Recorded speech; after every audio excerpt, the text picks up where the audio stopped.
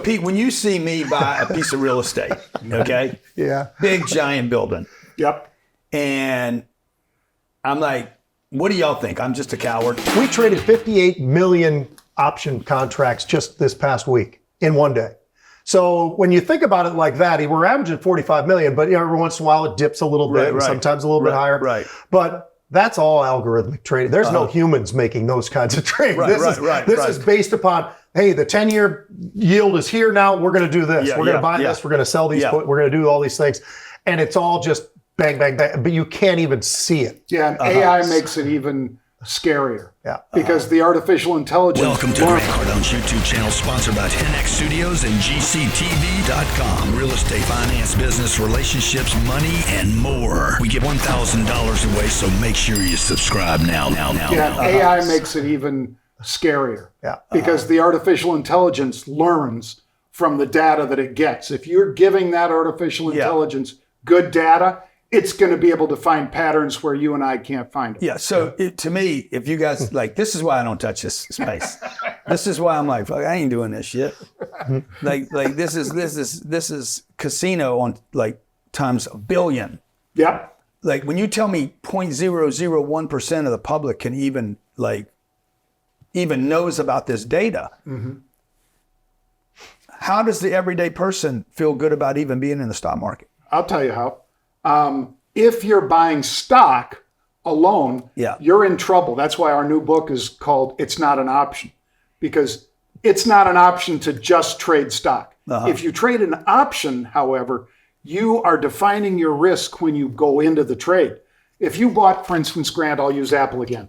If Apple's trading at $177 a share and you buy 10,000 shares of Apple, that's a lot of money. Because every 1,000 shares is $177,000. So you're putting $1.7 million of your money at risk. Now, it's not going to go to zero overnight because, of course, Bear Stearns did. Well, yeah, it's not Bear Stearns. Lehman did. Yeah, these guys have. But there was a time when Lehman was Apple. Cash. Bear Stearns was Apple. Like most of the audience isn't old enough. 100 years ago, dude, these were the biggest freaking names in the world. They were gold standard. And there's a bunch of them that are gone, like E.F. Hutton or Shearson and Lehman and all that, Bear Stearns. But if you're somebody who's putting 1.7 million, that'd be a small trade for Grant. No. In the market. It'll be a trade I'll never make. In stock. That'd be a massive trade. Come on. If that stock opened, let's say Tim Cook or somebody on the board did something bad. And the stock drops $10. You just lost $10 times 10,000 shares. You just lost $100,000. Right. Like that. Rather than 1.7 million. You only lost $100,000. Right. But if you bought an option and you spent $5,000 on the option, that's all you can lose is the $5,000. Right. And if you're right, you're getting leveraged returns to the direction that you're playing. So that's what Pete and I teach people is you should use options to define your risk and to get good leverage, not the bad leverage that people that only trade stock have. Yeah.